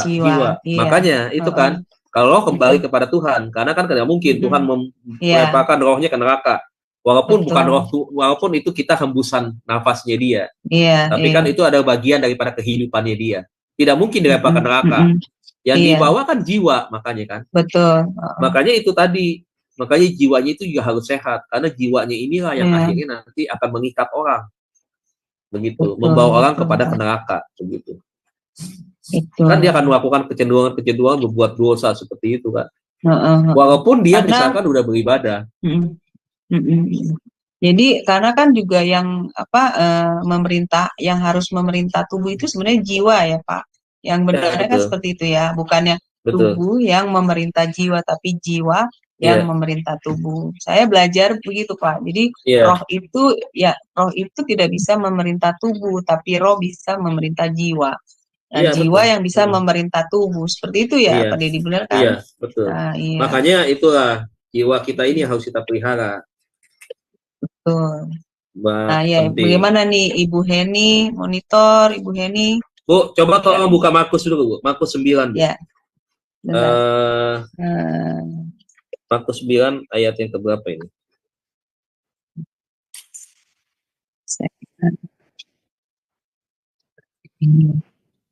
Ayat yang ke-20 ya. 9. Ayat 21 ya. Oh, ada 20 ya. Sebentar saya baca, Pak. Markus pasal 9 ayat 20. Jadi saya mau jawab tadi Butinah ya. Iya. Iya. Oh, yang orang Ayan itu ya, Pak ya? Iya. Oke, sebentar. Markus pasal 9 ayat 27 ya, Pak? Iya. Iya, saya baca ya, Pak. Markus 9 ayat 20. Ayat 20 ya, baik. Markus 9 20. Iya. Markus 9 ayat 20. Demikianlah firman Tuhan. Lalu mereka membawanya kepadanya. Waktu roh itu melihat Yesus, anak itu segera diguncang-guncangnya, dan anak itu terpelanting ke tanah dan terguling-guling, sedang mulutnya berbusa. Nah, ini ciri-ciri orang Ayan nih, Pak. Ayan, memang Ayan. Iya. Terus coba lanjut. Lalu Yesus bertanya kepada ayah anak itu, sudah berapa lama ia mengalami ini? Jawabnya, sejak masa kecilnya. Nah, ini gali nih. Kalau baca kitab ayat 21 ini gali, cari tahu dari sejak kecil, masa kecilnya. Berarti anak kecil kan dia belum tidak tahu apa-apa. Dari mana bisa muncul itu? Nah, itu pertanyaannya kayak gitu. Kan masih kecil. Iya, betul, kata bapaknya. Kok bisa muncul? belum tahu apa-apa. Nah, itu kita mesti gali. Terus berikutnya 22. Dan seringkali roh itu menyeretnya ke dalam api ataupun ke dalam air untuk membinasakannya. Sebab itu, jika engkau dapat berbuat sesuatu, tolonglah kami dan kasihanilah kami. Jawab Yesus, katamu, jika engkau dapat, tidak ada yang mustahil bagi orang yang percaya. Segera ayah anak itu berteriak, aku percaya, tolonglah aku yang tidak percaya ini. Ya, udah Ketika sampai di situ. Yesus, ya, Udah sampai situ, Bu. Melihat tuh, kan ada kata roh di sana kan? Berarti Iya. lihat roh. Jadi kayak gitu tuh. Jadi, nah kita belajar nih ternyata, ya ini ya kita hebat udah kasih tahu semua. betul, Pak. Iya, itu ini singkat Luar aja. biasa. Sebenarnya tadi pertanyaan Bu Tina nggak masuk dalam konteks kita, tapi nggak apa-apa, nggak apa-apa. Ini sebagai gambaran aja. Oke, lanjut Bu. Boleh ya? Iya. Baik, Ibu Heni, bagaimana Ibu mengenai materi malam ini, Bu? Kleptomania. Ajarannya Wah, seru nih, Bu. bagus, Seru, Bu. banyak itu Aling yang kena penyakit ginian. Saya lihat ada orang kaya punya mobil mewah, Aduh. tapi iseng. Dia kayaknya gimana? Banyak saya lihat yang kayak begini. Itu nggak tahu itu bawaan penyakit jiwa dari kecil, lahir atau gimana nih Pak Dedi? Tetap Bu. Apakah karena dia bermasalah ketika mungkin dia remaja, kita nggak tahu. Jadi kan ada 3 aspek nih. Pertama masa lalunya dia. Jadi kita doakan, kita putuskan masa lalu dia, buang itu, keluarin dari singkirin kan dari pikirannya dia. Yang kedua adalah masalah kutuk mungkin dari orang tua. Nah yang ketiga ya karena itu tadi hal-hal yang lain itu berkaitan dengan mungkin kan tadi nggak ada faktornya kerusakan sel saraf itu kan karena kecanduan. Salah satunya juga bisa dari narkoba dan juga minum-minuman keras. Jadi itu kita bisa doakan itu tuh 3 area itu tuh kita bisa doakan, kita bisa putuskan itu Bu. Jadi ya udah kita doakan aja 3-3 itu bagian itu. Jadi saya pernah kerja sama bos orang kaya ya, maksudnya kaya ya kaya beneran lah, orang dia berani bisa bayar gaji saya, gaji supir, gaji yang lain-lain, terus dia senam yoga itu aja bayar 250 sekali bertemu ya, $250 gitu. Saya lihat karena dia tulis ya istilahnya ya memang kaya gitu kan, punya rumah juga ya di Park Avenue. Siapa sih yang nggak tahu di New York ini Park Avenue itu di mana gitu, orang bilioner itu ya. Tapi kalau setiap kali pulang dari mana itu ntar handuk hotel yang kecil itu yang lap muka atau itu ada di dia tuh dibawa pulang sampai banyak. Terus sendok ya dibawa pulang gitu. Ya mungkin dia pikir dia sudah bayar ya kan aku udah bayar gitu, jadi dia diambil kata gitunya. Nah itu gimana tuh Pak? Itu sih bukan gejala kleptomania itu Bu, itu orang yang nggak mau rugi itu. Kemaruk. Iya, kemaruk dia. Teman saya nggak begitu Bu, saya punya mahasiswa, punya istri. Itu kalau pemaruk begitu dosa nggak Pak? Dosa Bu. Karena gini, kita ambil yang kita nggak makan, itu kan sebenarnya ada hak untuk orang lain, ya kan? Sebenarnya kan kita bayar itu kan artinya kan ya kita butuhkan, termasuk tidur, termasuk makan yang penting-penting. Yang tidak penting kan kita nggak usah ambil begitu, karena itu yang tidak kita perlu kita ambil itu kita dosa, begitu. Lebih baik kita nggak usah ambil begitu. Tapi kalau kita perlukan? Kalau kita perlukan kita bawa, kita lagi? pakai, ya itu bagian daripada apa yang memang disajikan buat kita, ya kita ambil lah.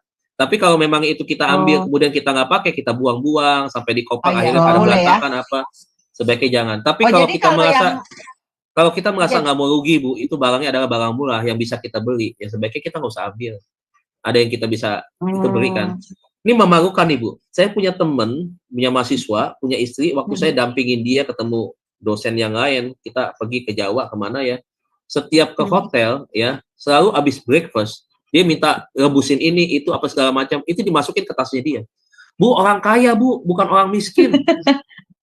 Coba saya aja yang tidak sekaya dia begitu, cuman telur ayam doang, telur ayam negeri nih yang setengah mateng ya, mau ngapain saya minta? Saya nggak minta, saya nggak masukin begitu. Saya makan secukupnya, apa ada di meja itu ada gula pasir apa yang siapin di meja, yang disaset-saset segala macam, ada gula aren dan seterusnya. Ini sampai tusuk-tusuk gigi sampai itu dia bawa untuk apa? Begitu. Iya, betul. Buat apa? Ini kebiasaan Bu, kebiasaan yang jelek, tapi bukan kleptomania. Kalau udah kleptomania, dia seringkali melakukan itu kepada barang-barang yang ada memang di tempat umum begitu. Tetapi ya itu tadi ya, itu tadi. Yang mencuri gitu ya Pak. Tidak hanya di hotel. Kalau ini kan dia terus nginep di hotel, dia bayar begitu. Ini orang yang nggak merugi begitu. Tisu WC dibawa pulang. Nah, itu kalau gimana tuh Pak? Kalau kita udah bayar hotel terus kita bawa pulang itu gimana? Itu sih kebangetan Bu, namanya Bu, orang nggak merugi itu Bu. Iya, orang nggak merugi. Karena biasanya kalau kleptomania dia mencuri itu barang-barang yang baru, sifatnya ada di tempat-tempat yang menjual begitu. Jadi bukan yang jadi di supermarket gitu ya Pak ya? Supermarket, tempat-tempat yang sel begitu. Tapi kalau yang di hotel, di pesawat gitu kan ngambil sendok bawa pulang gitu. Iya. Bukan kleptomania ya? Iya. Dia udah bayar Bu, cuma nggak merugi gitu. I see. Iya. Dia nggak merugi. Jadi apa yang ada di fasilitas diambil begitu kan? Iya. Nah, kalau orang yang jalan di pinggir jalan Pak, ngeliatin bunga orang cakep terus dipetikin, diambil, dibawa pulang, itu gimana itu Pak? Enggak, itu bukan klepto Bu, itu iseng aja itu. Iseng aja, usil aja. Jangankan bunga Bu, ada rambutan nih Bu. Emang dasar emak-emak ya. Saya selalu lihat emak-emak. Ada rambutan nih, sendal bisa dibuka, dia sambit itu, kalau rambutan bisa berantakan, dia pada berebut. Sebegitu tuh Bu. Iya. Betul Pak. Jadi kan situasi keadaan yang dia pengen, karena iseng tuh. Jadi dia lempar, dia ambil, dia nggak tahu tindakan dia udah negatif sebenarnya. Begitu kan, udah salah tindakannya. Begitu. Iya. Tapi kan dia nikmatin itu. Begitu. Apa aja ada mangga dia lempar begitu. Makanya kan kadang-kadang ada film yang lucu tuh. Dia ambil sendalnya, dia lempar pohon rambutan dia jatuh, sendalnya nyangkut. Gitu. Iya, mahalan sendal ya Pak. Iya, mahal sendalnya. Itu namanya orang begitu Pak. Aduh, nggak mau rugi, akhirnya jadi rugi beneran. Makanya kadang-kadang saya bilang begini, kalau menginap di hotel Ritz-Carlton misalkan, atau yang tempat-tempatnya mahal, nggak usah Ritz-Carlton lah, misalkan hotel apa, yang Amaris atau apa begitu ya. Saya suruh teman saya tuh di mobil belakangnya bawa galon kosong yang isi 20 liter atau berapa tuh, bawa aja galon 6, nggak sekalian lu pulang ke check out dari hotel, lu isi tuh air dari kamar mandi, lu bawa pulang, lu masukin tuh ke dalam mobil aja, angkutin begitu. Iya. Itu bukan termasuk klepto tuh Bu Heni. Bukan itu bukan klepto. Jadi klepto itu kalau orang ngambil di supermarket, ngambil di toko-toko begitu. Tapi Pak Dedi, ada kalau orang ngambil misalnya di rumah orang gitu juga sama. Itu gimana? Itu klepto. Tapi tadi Bapak kan bilang, kalau pergi main di rumah orang, Bapak bilangin sama anak-anak, main ya, tapi jangan diambil, jangan diminta. Nah itu gimana tuh Pak kalau di rumah orang? Kalau dia sering main ke rumah orang, ke temennya, kalau dia anak kos misalkan, sering main masuk ke kamar kos temennya satu sama lain, barang ada yang hilang, selalu ada yang hilang, ya itu bisa kedugaan dia ada kleptomania. Iya. Padahal gampang aja, misalkan kayak tadi kan saya sebutin jepitan rambut misalkan, tapi hilang begitu. Apalagi misalkan bahkan ada remote TV bisa hilang begitu. Iya, dia demen modelnya kan, dia demen modelnya. Betul. Iya. Betul. Dulu pembantu saya Pak hilang itu gunting. Abang saya kan pergi ke Jepang, kan saya belajar jahit baju sama belajar salon kan. Jadi koko saya pergi Jepang, dia beliin saya gunting Pak, guntingnya bagus banget yang itu. Iya. Nah itu bisa hilang Pak sama si itu. Nah, tapi kalau misalkan dia nyolong karena dia demen satu momen dan peristiwa saja, tetapi yang lain dia tidak lakukan, itu memang dia mencuri. Begitu. Oh, itu mencuri ya bedanya. Itu berarti dia mencuri. Karena dia demen, mungkin unik ya, suka diambil begitu. Nah iya kayak tadi Bu, aku bilang Bu, kalau misalnya dia seseorang mengambil barang orang lain itu karena dia suka gitu, terus dia ingin memiliki, nah itu nggak masuk klepto. Kalau klepto itu tanpa dia sadar ya Pak ya. Jadi tanpa dia sadar. dia ambil gitu Bu, tanpa dia sadar. Iya, tapi dia nggak gunakan itu, itu dia nggak merasa perlu, cuma nggak dipakai ya. Kalau kemarin saya di hotel nih Pak, pergi sama Ibu Kartika Pak. Kan ya, saya pikir nanti di jalan saya buat makan vitamin tuh Pak. Saya ambil itu walnut sama raisin. Saya pikir itu kan sehat dimakannya. Kan kalau makan vitamin itu kan harus ada lemak sama apanya biar supaya vitaminnya bisa dicerna kan. Saking saya lari kabur tuh Pak, sampai karena saya udah terlambat 1 menit, 1 detik saya telat, udah pintu gerbang udah ditutup gitu. Saya ngos-ngosan. Jadi karena saya naik tangga itu lari-lari, saya ngejen gitu ya, sampai tenggorokan saya sakit gitu kan. Nggak nafsu makan jadinya saya, Ling. Terus itu masih ada sampai sekarang walnutnya tuh Pak, itu kelihatan. Bukan Enggak lah itu ya mah, Pak, karena itu pengen aja, iya.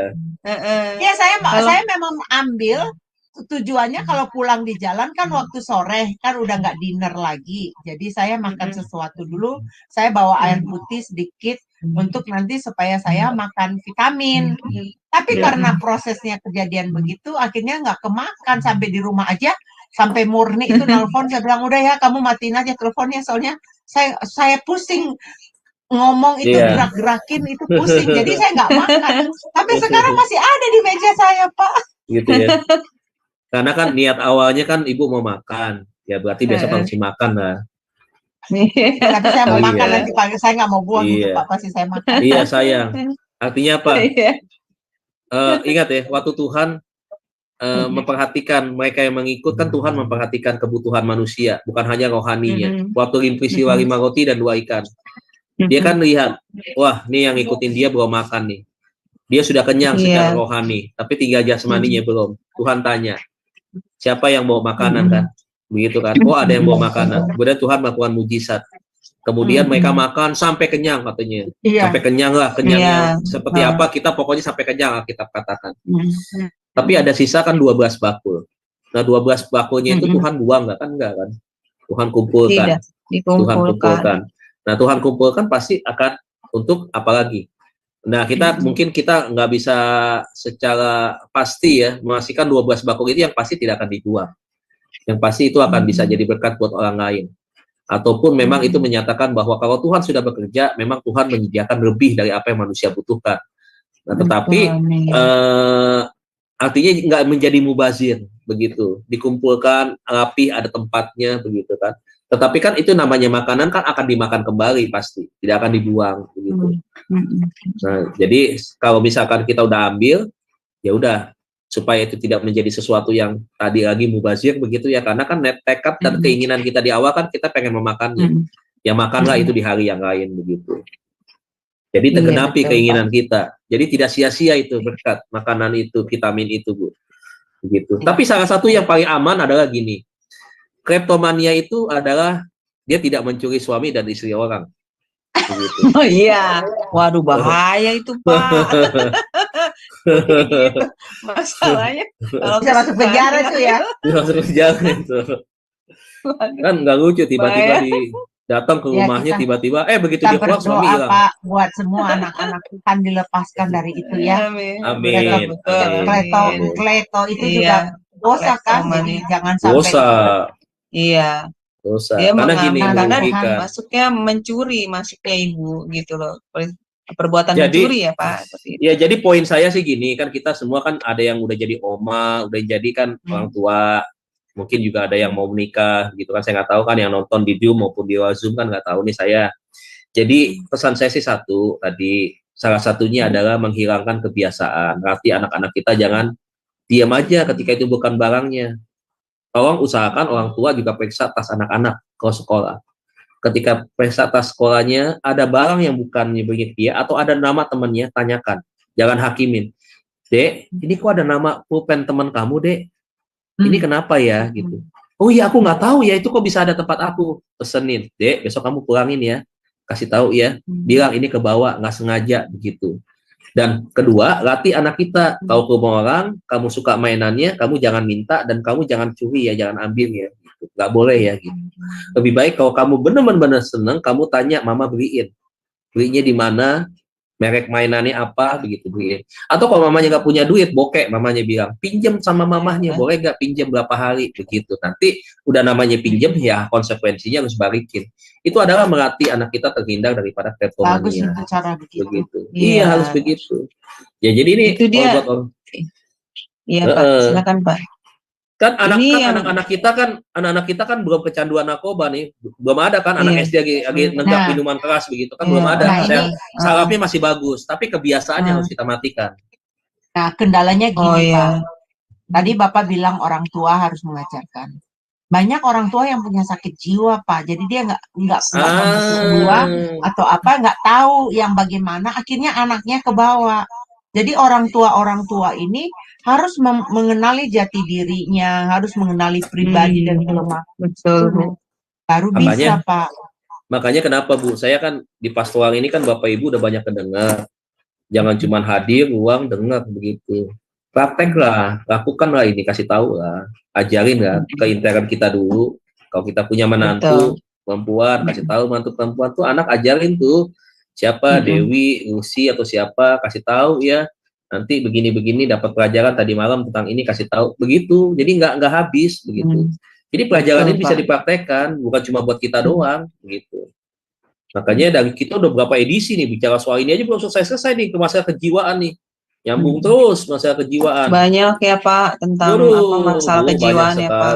Banyak sekali. Yes. Nah, nanti minggu depan kita akan belajar mengendalikan amarah ya temanya. Wah, itu saya sering itu. Tadi kan ada tulisan bilang kan, labil kan secara emosi. Nah, ini salah satunya adalah kemarahan. Iya. Nah, iya benar nih Pak. Benar nih, bagus juga.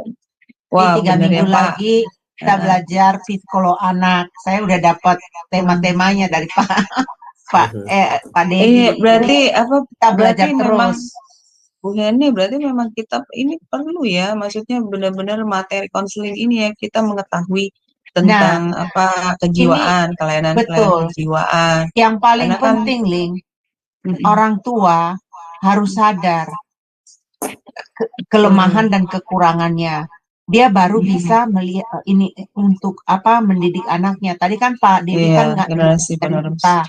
Nah, kalau orang tua nggak tahu sendiri ada kerusakan di dalam jiwanya, betul. Parah itu. Iya.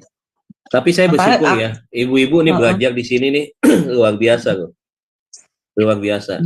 Artinya jadi paham begitu ya. Berapa persen sih ibu-ibu di sini dibandingkan ibu-ibu yang sekarang hari ini nonton bapak-bapak ini Pak Ahok ada. Iya betul, ada Pak Ahok. Iya. Ada Pak Daniel, waktu pengajaran itu ada Pak Frans tadi pada dengerin. Soalnya gini, yang bapak-bapak ini kan memang itu aja gitu. Kebanyakan kan yang ibu-ibu.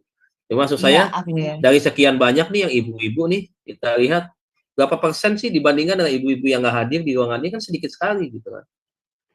Yang nggak hadir artinya nggak tahu tentang apa-apa, ya makin nggak tahu lah dia. Tapi berbahagianya Bapak Ibu semua yang hadir ini bisa menikmati bukan hanya pelajaran saya, tetapi pelajaran-pelajaran dosen yang lain kan. Kita makin banyak punya wawasan begitu. Makanya saya lebih merasa sangat respect, hormat, kagum kepada Bapak Ibu semua mau belajar. Ini Bapak Ibu nih orang yang punya skill lebih daripada skill S1, S2 nih. Karena memang dilatih, diajar materi-materi yang saya ikutin ya. Materi-materinya udah minimal tuh udah materi S1, bahkan sudah dilewati materi S1. Jadi memang walaupun tidak ada gelar begitu ya, tetapi skillnya memang skill yang asli. Dibandingkan yang tadi kemarin saya bilang, orang punya ijazah, punya gelar, tapi nggak pernah belajar, beli doang. Itu memalukan. Iya Pak, iya. Nah ini baru. Karena dengan belajar ya Pak, paradigma kita juga kebentuk ya Pak Dedi ya. Iya, karena kan pemikiran kita. Hidup kita kan semua kan tidak terlepas dari pembelajaran ya. Apa sih hari ini hidup kita yang tidak pernah kita lewati dengan belajar? Nggak ada kan? Mau ngapain? Iya kan kita masak air kan kita belajar. Ya belajar, kita bisa tahu kan? Gitu. Airnya kapan mesti kita angkat, mendidih yang seperti apa begitu kan? Kita mesti tahu begitu. Nah, semuanya serba belajar. Jadi memang inilah yang sangat satu kesempatan emas betul-betul bisa mengajar. Iya, bisa mendapat pelajaran juga ya Pak Dedi. Jadi saya berharap, tapi untung di sini kan ada rekamannya ya. Dengan rekaman ada di YouTube ini bisa dicari satu kali. Oh ya, saya pernah ngajar tentang citra diri misalkan. Oh, tinggal cari citra diri. Oh, belajar tentang ini, cari tentang ini begitu kan. Selama HP-nya nggak hilang begitu, HP-nya ada kan kita bisa cari. Betul Pak. Iya, terima kasih Pak Dedi nih, luar biasa ya Bu Heni, materi malam ini ya menambah satu pengetahuan lagi kepada kita tentang kelainan jiwa ya Pak. Semoga apa yang didengar oleh Bapak Ibu sekalian bisa membuat Bapak Ibu bisa mengambil tindakan yang bijak ya Pak, depannya benar, bagaimana ya dalam menjaga jiwa Bapak Ibu sekalian sendiri dan juga generasi penerus Bapak Ibu ya, anak-anak terutama ya. Baik Pak Dedi, sepertinya sudah tidak ada yang bertanya lagi. Baik Bapak boleh closing statement lalu pimpin doa bagi kami semua ya Pak. Terima kasih Pak Dedi, Tuhan berkati. Baik, terima kasih Bu Aris. Closing statement saya adalah saya ingin menyampaikan kepada Bapak Ibu yang ada di dalam Zoom ini maupun Bapak Ibu Saudara yang ada di luar Zoom yang menyaksikan live ini lewat YouTube dengan berbagai channel yang link dengan Shema Adonai. Pesan saya adalah jangan mengulangi kebiasaan-kebiasaan yang negatif, jangan mencoba kebiasaan-kebiasaan negatif itu. Ya, kalau ada sesuatu yang hari ini kita rasa sedikit menyimpang, segera bereskan itu. Segera bereskan, perbaiki diri, kemudian ubah sesuatu yang negatif menjadi sesuatu yang positif. Arahnya harus dimulai dari keinginan kita untuk berubah. Kalau keinginan kita tidak berubah, pada akhirnya kita tidak akan pernah bisa berubah. Jadi pelajaran kita tentang kleptomania ini adalah bagian daripada gangguan-gangguan kejiwaan yang membuat diri kita akhirnya menjadi tidak maksimal. Demikian pelajaran kita malam hari ini. Kita tutup materi kleptomania selesai, walaupun materinya bisa kita gali lebih luas lagi, tetapi sebagai pemahaman dan pengenalan dasar di dalam pastoral counseling kita di Shema Adonai, malam hari ini sudah selesai. Kita akan lanjutkan dengan materi pengenalan berikutnya tentang berbagai macam gangguan-gangguan kejiwaan dan bahasan-bahasan kita yang begitu banyak, yang sampai kita mungkin lebih dari 3 bulan ini belum selesai-selesai ini. Ya, kiranya bisa menjadi satu pelajaran penting buat kita. Itu saja Bapak Ibu, kita tundukkan kepala, kita akhiri di dalam doa. Bapa yang baik, Bapa yang kami sembah, kami agungkan, kami muliakan di dalam satu nama yang kami kasih, kami cintai sepanjang hidup kami, yaitu Tuhan Yesus Kristus. Bapak, terima kasih buat kesempatan kami memasuki tahun 2004 di hari keempat. Kami diizinkan Tuhan untuk kami belajar, bukan hanya materi pastoral counseling, tetapi materi pelajaran yang lain. Tuhan berkati setiap hamba-hambamu yang ada di Zoom ini, dan juga yang setia menyaksikan siaran tunda maupun siaran langsung daripada Shema Adonai. Tuhan, buat hidup kami semua menjadi hidup yang menyenangkan Tuhan, bukan menyenangkan kami. Tuhan, kami mau hidup berjalan di dalam kehendak Tuhan, berjalan sesuai dengan rencana Tuhan, dan kami mau taat melakukan itu, karena bagian kami ada mengerjakannya, bagian Tuhan adalah menuntun. Terima kasih Tuhan, kami akan mengakhiri pelajaran kami, serial pastoral counseling dengan tema kleptomania. Biarlah membuka wawasan kami Tuhan, tentang penyakit kejiwaan ini. Mana yang harus kami kerjakan, yang harus kami lakukan, yang harus kami hindari, dan yang terpenting kami fokus Tuhan, untuk bagaimana tujuan dari pembelajaran ini, yaitu tujuan pembelajaran ini adalah mencegah akan munculnya orang-orang baru yang mengalami gangguan kejiwaan kleptomania. Tuhan, kami mau melakukan untuk mencegah itu setelah kami belajar dan kami punya empati, kami punya kepedulian untuk kami melayani sesama kami. Tuhan, kami mau bangun setiap materi yang kami bahas malam hari ini, kami terapkan dimulai dari rumah tangga kami, keluarga kami. Dan kami tahu Tuhan, keluarga kami adalah yang paling sangat penting, yang paling terdekat dengan kami. Tuhan, sebentar kami akan berpisah satu dengan yang lainnya. Kami akan beristirahat. Izinkan kami Tuhan beristirahat malam hari ini, dan kami mohon Tuhan kebaikan-Mu dinyatakan. Kiranya malaikat Tuhan menjaga tempat tinggal kami, dan melindungi kami semua yang ada di dalam rumah kami ketika kami beristirahat, menjauhkan kami dari serangan-serangan kuasa-kuasa kegelapan, menjauhkan kami dari aksi-aksi atau tindakan-tindakan kriminalitas Tuhan, sehingga rumah kami betul-betul terjaga dengan aman, kami dapat beristirahat dengan cukup, besok pagi kami boleh bangun kembali dengan kekuatan kesehatan daripada Tuhan, dan kami boleh melakukan tugas kami yang Tuhan percayakan dengan senang hati, dengan sukacita, dan semua kami kembalikan dengan rasa syukur dan penuh hormat, karena pekerjaan yang kami lakukan, yang kami terima adalah datangnya daripada Tuhan. Terima kasih, kami rindu kesehatannya daripada Tuhan, bukan hanya kesehatan secara jasmani, di mana kami dapat mencegah makanan dan minuman yang tidak cocok, yang sangat berbahaya bagi kesehatan tubuh, tetapi kami juga boleh menjaga kesehatan jiwa kami, bahkan juga kesehatan rohani kami. Sehingga kata firman-Mu, sehingga roh, jiwa, dan tubuh kami terpelihara sempurna menjelang kedatangan Tuhan. Terima kasih Bapa, terpujilah nama-Mu kekal selama-lamanya, dan sebelum kami berpisah, kami buka hati, angkat kedua tangan kami untuk kami terima berkat daripada Tuhan. Hamba-hamba Tuhan yang dikasihi dan diberkati Tuhan, Engkau adalah biji mata Tuhan, orang-orang pilihan yang Tuhan akan pakai di dalam mengembangkan pelayanan pekerjaannya. Oleh sebab itu tetaplah semangat, bangkitlah, melayani Tuhan dengan sukacita, jangan bersungut-sungut, dan berikan yang terbaik dari sepanjang kehidupanmu, sehingga kehidupanmu boleh berkenan di hadapan Tuhan dan menjadi teladan bagi banyak orang. Terimalah berkat Allah Bapa kita di sorga, cinta kasih yang sempurna daripada Tuhan kita Yesus Kristus, pertolongan, penghiburan, penyertaan Allah Roh Kudus akan terus menyertai kita semua malam hari ini atau sesuai dengan waktu Bapak Ibu berada sampai Tuhan Yesus datang di awan-awan permai, menjemput kita semua, menjadikan kita semua pemenang, bahkan lebih daripada pemenang, tinggal dan bersama-sama di dalam kemuliaan Tuhan. Yang percaya dan diberkati, bersama-sama kita katakan amin. Amin, amin, puji Tuhan. Terima kasih Pak Dedi untuk pelayanannya yang luar biasa. Semoga pelayanan Pak Dedi menjadi berkat lebih banyak lagi bagi banyak orang. Baik, terima kasih buat Bapak Ibu Ibu semua juga, Bu Heni, buat tim semua, terutama juga buat Pak Ahok. Terima kasih Pak Ahok buat supportnya. Tuhan Yesus berkati Pak Ahok juga. Ya, baik Bapak Ibu sekalian, kelas ini akan tetap ada ya di minggu depan, di hari Kamis juga di pukul yang sama, pukul 21.00 waktu Indonesia Barat dengan tema yang menarik lagi. Tadi sudah disebutkan ya oleh Ibu Heni. Baik Bapak Ibu, selamat beristirahat. Terima kasih sudah stay bersama kami sampai selarut ini. Tuhan berkati. Shalom, shalom, shalom.